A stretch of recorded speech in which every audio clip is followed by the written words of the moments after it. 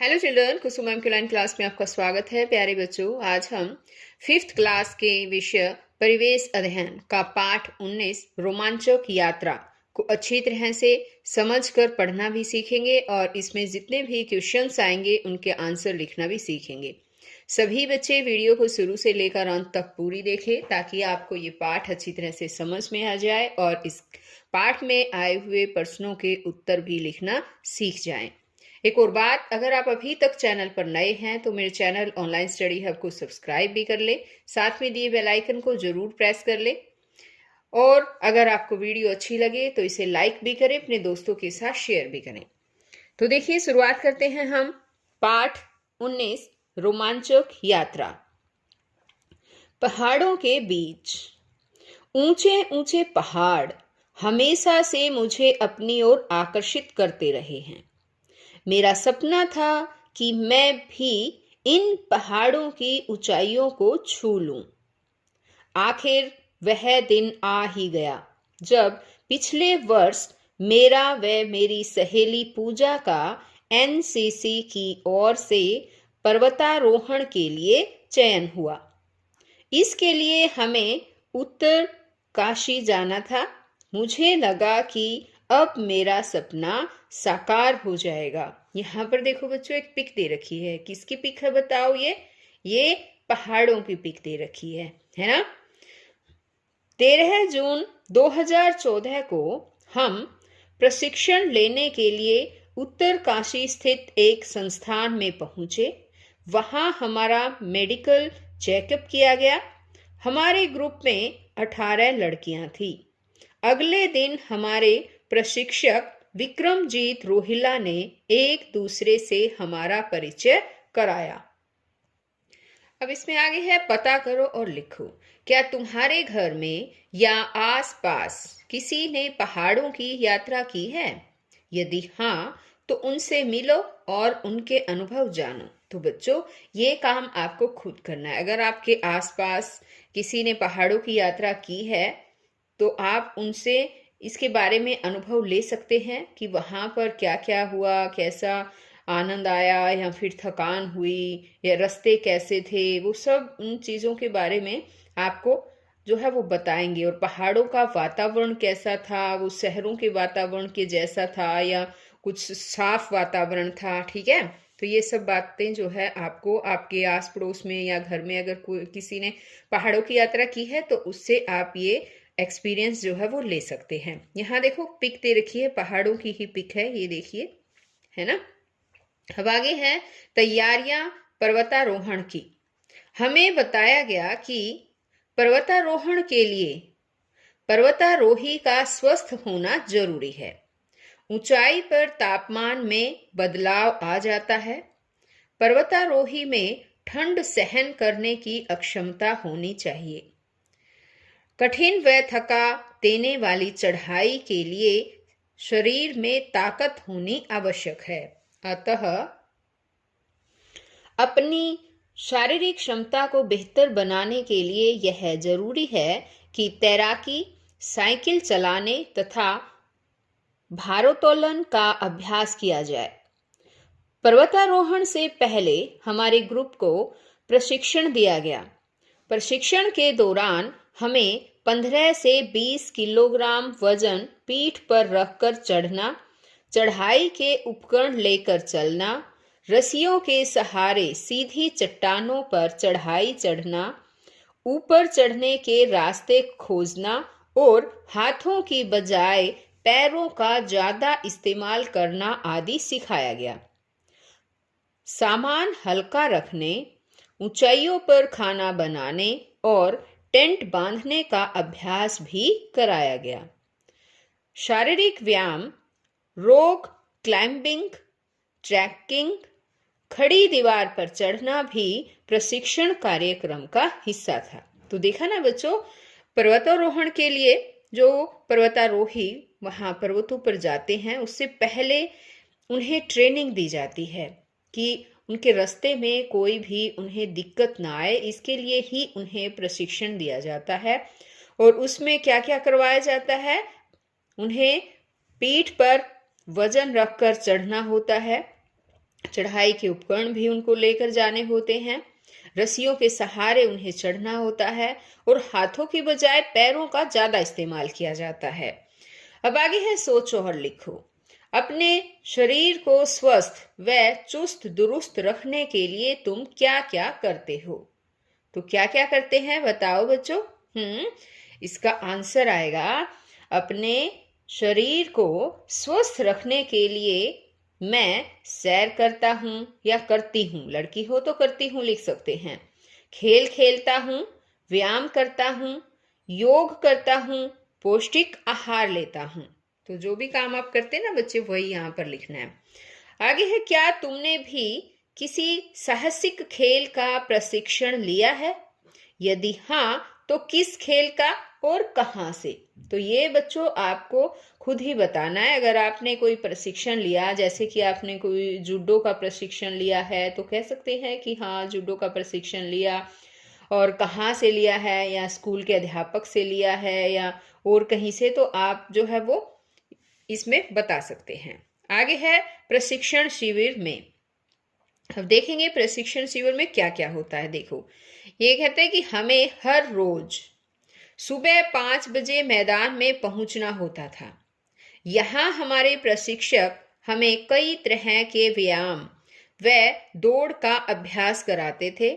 उनका व्यवहार हमारे प्रति स्नेहपूर्ण था। वे अच्छे मार्गदर्शक और सहयोगी थे। ट्रेनिंग का दूसरा चरण सुबह 9 बजे शुरू होता था। इसमें खड़ी दीवार पर चढ़ने, स्लिंग डालकर नदी पार करने और चट्टानों से नीचे उतरने का प्रशिक्षण दिया जाता। हमारे सर ने हमें बताया कि पहाड़ पर स्लिंग यानी एक प्रकार का हुक, स्लिंग जो है ना एक प्रकार का हुक होता है, वो हुक डालकर चढ़ने के दौरान 90 अंश का कोण बनाते हुए कमर को सीधा रखकर पैरों को जमाते हुए आगे बढ़ना चाहिए।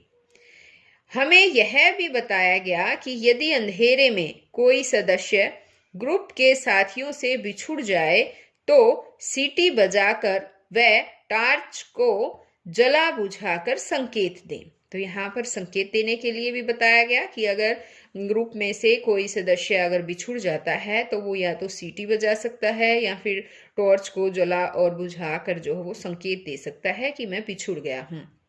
यहाँ पर देखो, अब ये खड़ी दीवार पर चढ़ने का अभ्यास कर रहा है ना।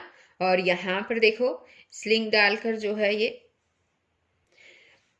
इनके ऊपर चढ़ने का अभ्यास कर रहा है। स्लिंग क्या होता है पता है? एक हुक होता है, वो इसके अंदर ऐसे डाल देते हैं पहाड़ में और फिर इस तरह से उससे आसानी से चढ़ा जा सकता है। अब आगे है पर्वतारोहण हमें ध्यान केंद्रित करना, विनम्रता और सजग रहना सिखाता है। एक छोटी सी चूक भी घातक सिद्ध हो सकती है। तो इसमें बहुत ज्यादा ध्यान देने की आवश्यकता होती है, विनम्र भी होना पड़ता है और खास तौर पर सजग रहना पड़ता है बच्चों। अब आगे है यह भी जानो। यहां पर देखो बच्चों, इस पिक को देखो। सबसे पहले तो ये कौन है पता है? ये है बछेंद्री पाल और ये एक पर्वतारोही है। ये उत्तराखंड के एक छोटे से गांव नाकुरी में जन्मी थी।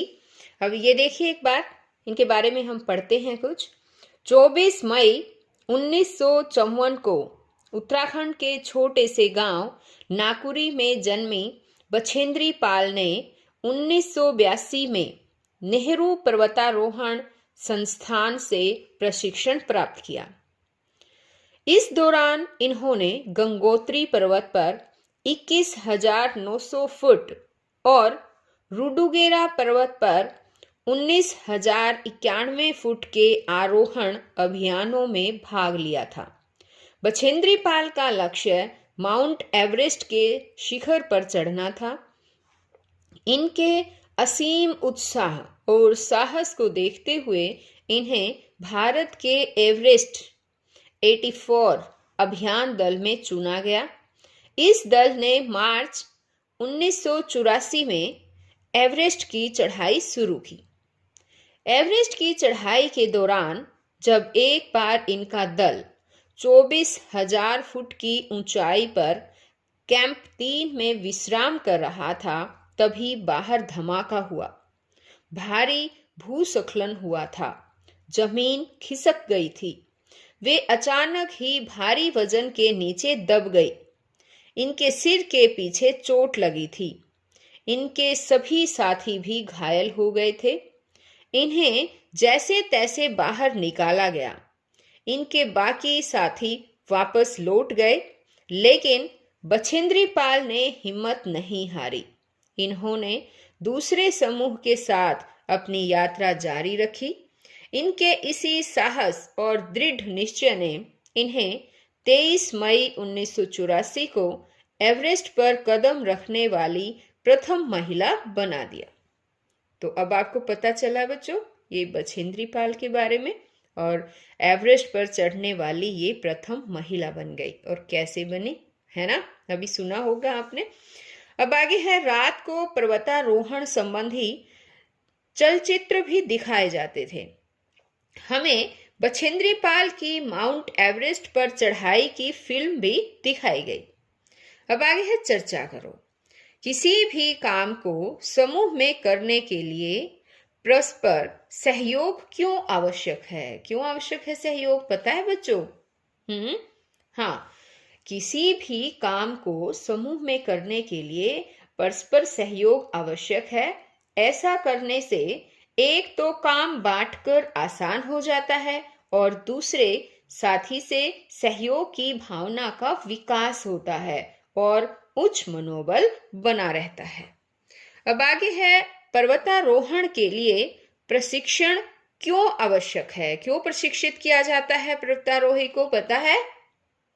तो देखिए, इसका आंसर होगा, पर्वतारोहण एक बहुत ही कठिन कार्य है। इसके लिए शरीर का स्वस्थ होना, भूख, थकावट, मौसम के परिवर्तन को सहन करने की विशेष क्षमता का होना आवश्यक है। एक पर्वतारोही अन्य लोगों के मुकाबले तन और मन से बहुत अधिक मजबूत होता है। उसे मुश्किल देखकर घबराना नहीं चाहिए। ऊंचाई पर कम ऑक्सीजन में भी अपना शारीरिक संतुलन बनाए रखना होता है। इसलिए पर्वतारोहण के लिए कठोर प्रशिक्षण का होना अनिवार्य है। अब आगे है, सोचो और लिखो।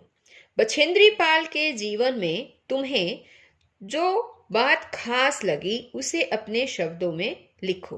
तो बच्चों, जो भी बात आपको खास लगी है ना, उसको अपने शब्दों में लिखना है। तो हम ऐसे कैसे लिखेंगे? हम लिखेंगे, मार्च 1984 में जब बछेंद्री पाल का दल माउंट एवरेस्ट पर चढ़ने जा रहा था, तो एक रात अचानक भूस्खलन हुआ तथा जमीन खिसक गई और वे भारी वजन के नीचे दब गई। उन्हें गंभीर चोटें आई। उनके दल के बाकी सदस्य तो वापस लौट गए, लेकिन वे वापस नहीं लौटी और दूसरे दल में शामिल हो गई। उनके इसी साहस और दृढ़ निश्चय ने उन्हें 23 मई 1984 को एवरेस्ट पर कदम रखने वाली प्रथम महिला बना दिया। यही बात हमने ऊपर पढ़ी थी ना, वही सब बातें जो है इसमें क्वेश्चन में आ जाएंगी बच्चों। आगे है, ऐसा करो। बछेंद्री पाल के जीवन से जुड़ी कुछ अन्य घटनाओं को पढ़ो एवं कॉपी में लिखो। ये काम आपको खुद करना है बच्चों, ठीक है? उनसे और भी जो भी घटनाएं हैं उनके जीवन से जुड़ी हुई है, वो आपको जरूर, अगर आप सर्च करोगे यूट्यूब पे नेट से, तो फिर आपको जरूर मिल जाएगी। आगे है कि हमारे ग्रुप में ने निश्चय किया कि चढ़ाई के दौरान हम खाली रैपर्स, बोतलें आदि वापस आते समय अपने साथ लाएंगे। अब आगे है, कदम बढ़ाए जा। तो बच्चों, आगे का हिस्सा हम नेक्स्ट वीडियो में समझेंगे। आज इस वीडियो में केवल हम यहीं तक करेंगे। और अगर आपको वीडियो अच्छी लगे तो इसे लाइक जरूर करें। दूसरे पार्ट में हम फिर मिलते हैं। तब तक के लिए बाय बच्चों।